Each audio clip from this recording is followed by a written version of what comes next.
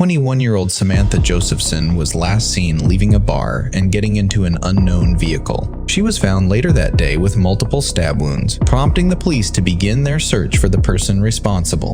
The suspect was quickly apprehended, and upon searching his car, they were able to find Samantha's phone in a large amount of blood.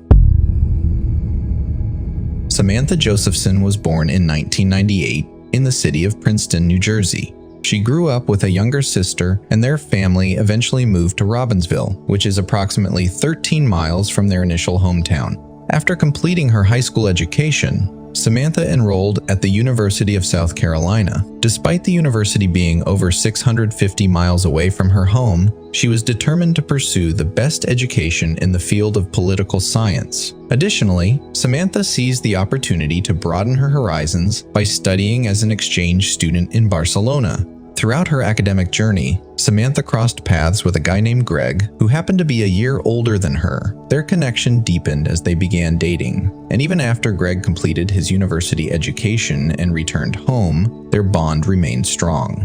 Samantha had ambitious plans for her future. She aimed to pursue further studies by enrolling in the law school at Drexel University in Philadelphia. Her dedication was underscored by the fact that she secured a scholarship that would fully fund her educational expenses.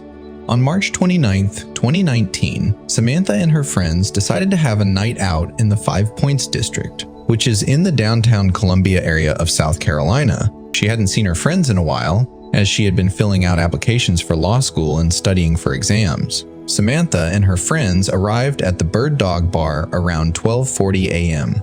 She was in constant contact with her boyfriend Greg, who was living in Charleston at the time. Samantha had been asking him to come out and meet them in Columbia, but Greg said he couldn't. She was planning to visit him in Charleston in 2 days. It was a Friday, and many students were planning to head to the Five Points area, where the most popular bars were located. During her time at university, Samantha had made numerous friends, so she easily found company for the evening. At around 2 a.m., she messaged Greg that she was heading home. She ordered an Uber and called Greg to keep herself occupied while waiting for the driver. When the car arrived, she told her boyfriend that they would talk later. A few minutes later, Greg became concerned when he noticed something unusual. Samantha had an app installed that allowed them to track each other's phone locations. After a while, he decided to check if she had safely reached home, but to his surprise, her phone was moving away from her apartment. Greg became worried and sent her several messages, but none of them were read. He also attempted to call her multiple times, but there was no response.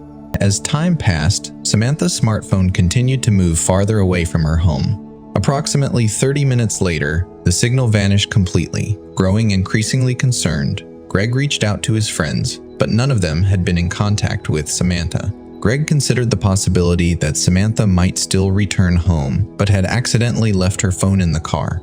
Hoping to hear from her in the morning, he went to bed. In the morning, there was still no word from Samantha. She was supposed to go to her part-time job at a local cafe, but Greg's call to the cafe revealed that Samantha hadn't shown up for work either. At that point, Samantha's boyfriend and friends grew deeply concerned, fearing that something terrible might have happened to her. At around 2 o'clock in the afternoon, they filed a missing person report with the local police department.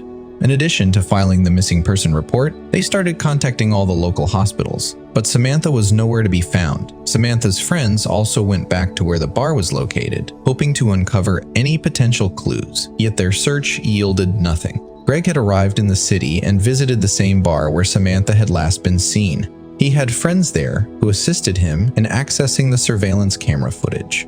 He spotted Samantha on the footage at precisely 2:06 a.m. Samantha was on the phone with Greg while waiting for her Uber driver. When the driver arrived, Samantha ended the call and got into the car. Greg took the recording and went to the police station to share it with the detective. When he arrived, he was met with shocking news.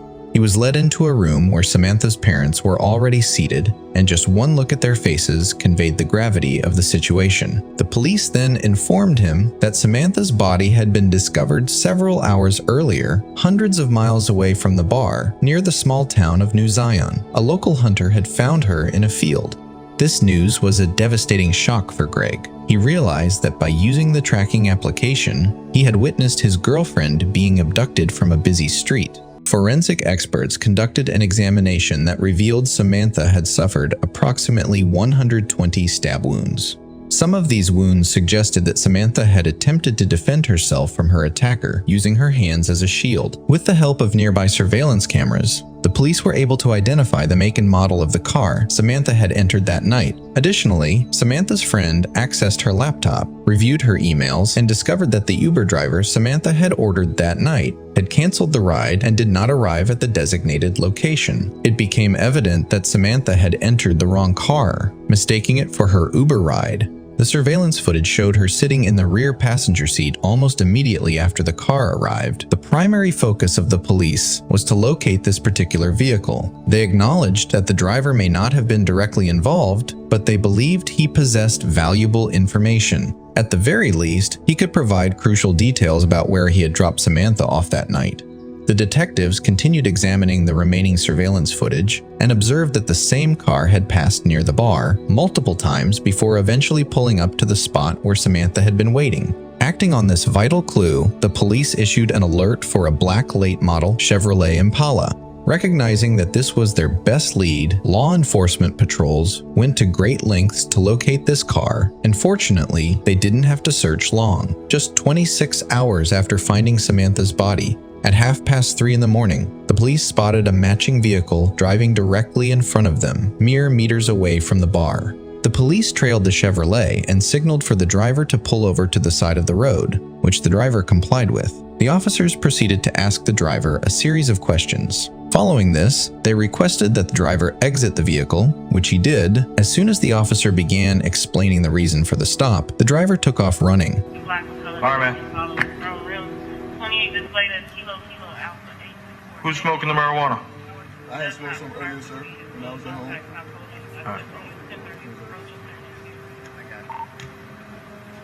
All right, man, you got to step on out, man. All right, here's the deal, man. I pulled your car over because it matches the suspect. Get your hand in your pocket. What are you, crazy? Get over here. Hey, get over here. Come on, run. Hey, I'm gonna release the dog. I can't. I was just gonna see if he'll stop. Bravo Mike wearing a gray sweatpants, gray sweatshirt.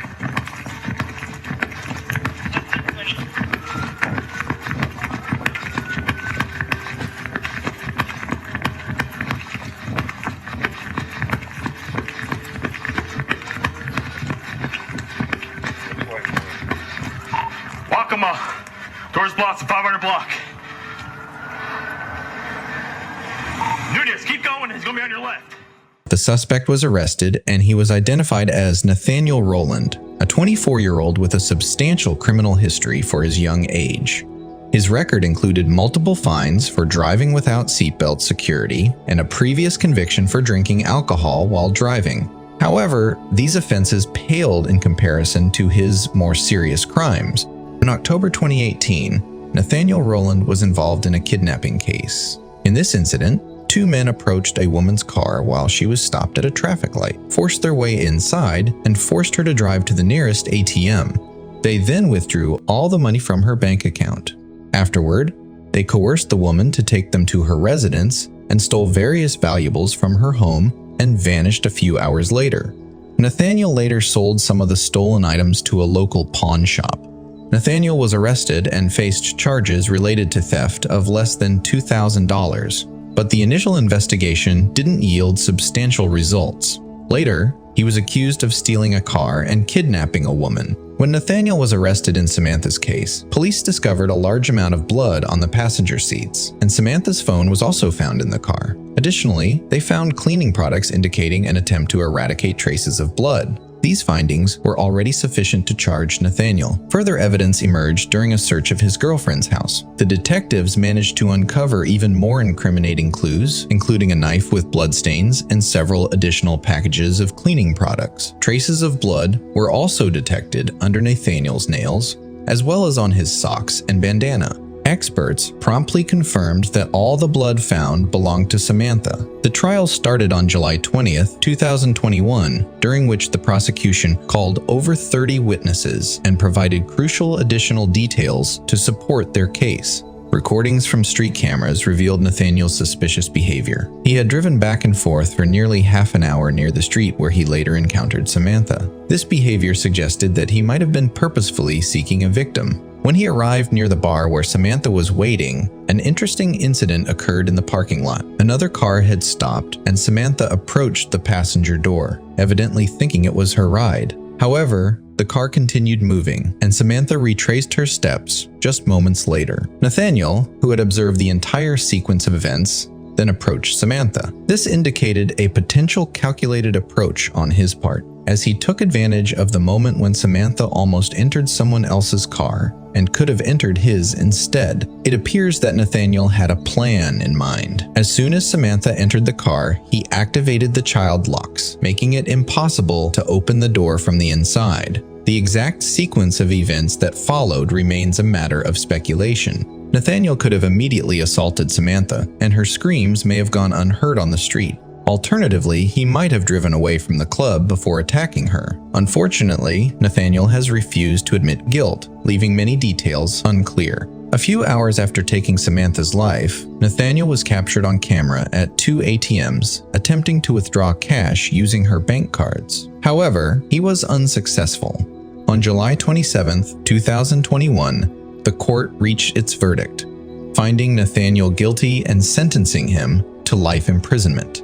The judge emphasized that given the compelling evidence, Nathaniel had no chance of escaping punishment, despite the fact that the perpetrator was brought to justice. Samantha's parents, who had been present at every hearing, remained deeply devastated by the loss of their daughter. While they couldn't bring their daughter back, Samantha's parents channeled their grief into a meaningful cause for society. In memory of Samantha, they founded What's My Name Foundation, which is dedicated to improving the safety of services like Uber. Through close collaboration with lawyers and politicians, Samantha's parents successfully advocated for the enactment of crucial laws in Southern Carolina and throughout the United States. According to the new requirements, drivers of such services were mandated to display license plates on the front of their cars, making it easier for clients to identify them. Additionally, if someone pretends to be a ride-sharing driver when they're not, they can be fined up to $500 and spend up to 30 days in jail. Also, if someone uses ride-sharing apps for criminal activities,